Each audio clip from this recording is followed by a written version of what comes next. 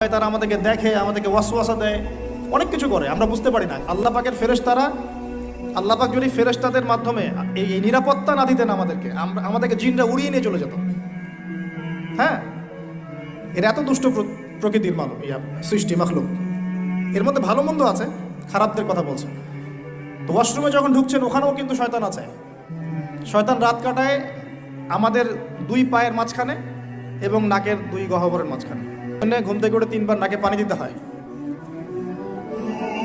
আর আগে হাত ধুয়ে নিতে হয়। তারপরে